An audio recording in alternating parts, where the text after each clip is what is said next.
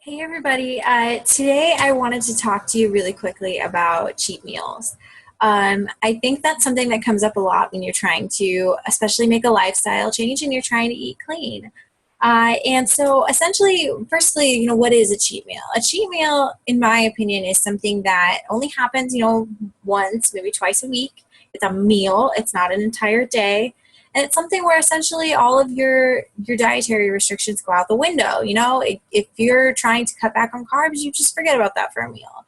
So that's kind of what a cheat meal is to me. And the biggest thing I want to get across today is, will a cheat meal derail your progress? And the answer is no.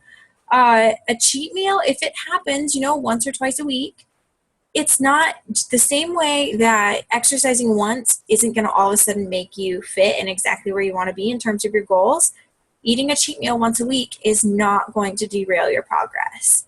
That being said, I personally have a slightly different way that I try to treat cheat meals. I actually don't really treat it as like a meal. That's rare that I have an entire cheat meal. I have more like cheat treats. So the way I kind of approach healthy eating to make it sustainable and make it a lifestyle is I approach it in kind of this 80-20 mindset of eating. So, even if it's not even 80-20, it's probably more like 85-15 or 90-10.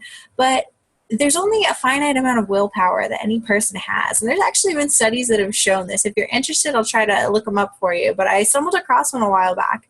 It's just we have a finite amount of willpower. And if you have cravings for an extended period of time, it is really hard to say no. So I treat cheat meals more like cheat treats. So if I'm at work and we've got, which we totally do, have a bowl that has dark chocolate in it, I'll snag a Hershey Kiss. And I'm not going to worry about it because you know what? That's not going to derail me if the rest of the time I'm eating kale salads and eating tuna and, eating those healthy, nutrient-rich things that are going to sustain my life and my energy and make me feel good. If you're eating like that for the majority of the time, 80 to 90% of the time, those little things on occasion, point being little things, not an entire half a day's worth of cheating, not even a full meal's worth of cheating, aren't going to derail you. So the point I want to make today is the fact that cheating, cheat meals, cheat treats, however you approach it and however works for you, aren't detrimental. So don't, beat yourself up when they happen. Just make sure that they're not happening all the time. Where you get into trouble is when you find yourself having cheat meals or cheat treats every single meal of the day or, every hour.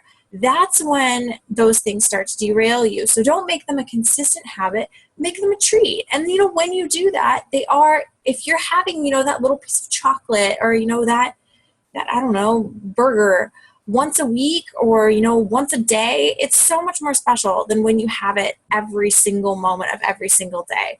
So I think we need to change how we think about cheat meals, don't combine them there, cheat meals and cheat treats.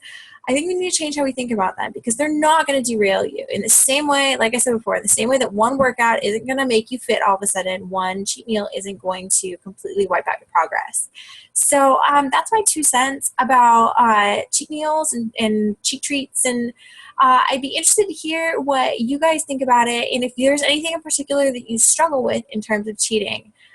So just keep that in mind as you're going through this process, that as long as you keep those little cheats to once a week if you're doing a meal, like maybe something really small once a day, if you're doing cheat treats like I do, if you're having that happen, don't beat yourself up for those things happening because they're not going to defeat you. Just keep them to those little moments sporadically and don't make them a consistent habit and you're going to stay on track, I promise. So that's all I have to say about cheat treats, and let me know if you guys have any comments or questions about that.